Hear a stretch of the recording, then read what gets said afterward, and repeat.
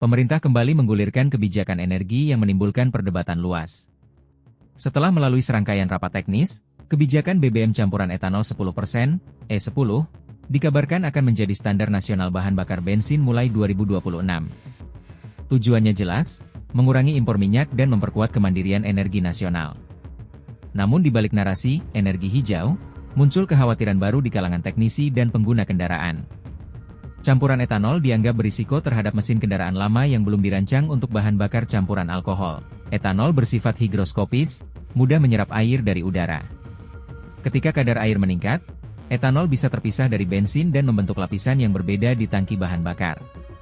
Dampaknya, mesin berpotensi mengalami knocking, korosi, hingga gangguan injektor. Kondisi ini paling berisiko bagi kendaraan produksi lama yang masih menggunakan sistem bahan bakar konvensional. Selain itu, efisiensi bahan bakar bisa turun hingga 5%, karena etanol memiliki densitas energi lebih rendah dibanding bensin murni. Artinya, kendaraan membutuhkan lebih banyak bahan bakar untuk menempuh jarak yang sama. Kritik juga datang dari sektor hilir. Sejumlah SPBU swasta menolak base fuel dari Pertamina karena dianggap sudah mengandung etanol sekitar 3,5%, belum sesuai spesifikasi teknis mereka. Sementara itu, para akademisi menilai langkah ini terlalu cepat diterapkan tanpa uji komprehensif terhadap mesin dan material di lapangan.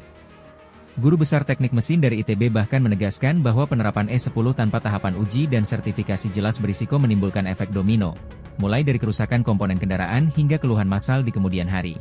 Di sisi lain, pemerintah berdalih bahwa kebijakan ini sejalan dengan praktik global. Brasil sudah menggunakan campuran etanol hingga 27%, India mencapai 20%, dan Amerika Serikat rata-rata menggunakan E10 sebagai standar nasional. Bedanya, negara-negara tersebut sudah menyiapkan infrastruktur dan edukasi publik secara bertahap selama bertahun-tahun, bukan dalam hitungan bulan. Pertanyaannya, apakah Indonesia siap? Apakah seluruh kendaraan, dari mobil pribadi hingga transportasi umum, benar-benar kompatibel dengan bahan bakar baru ini? Transisi menuju energi bersih memang penting, tetapi jika dilakukan tanpa kesiapan teknis dan pengawasan ketat, kebijakan E10 bisa berubah menjadi eksperimen massal yang justru merugikan pengguna. Energi hijau tidak boleh lahir dari kebijakan terburu-buru. Karena di balik jargon kemandirian energi, yang akan menanggung risiko pertama bukanlah pemerintah, melainkan rakyat yang setiap hari menggantungkan hidup pada mesin kendaraannya.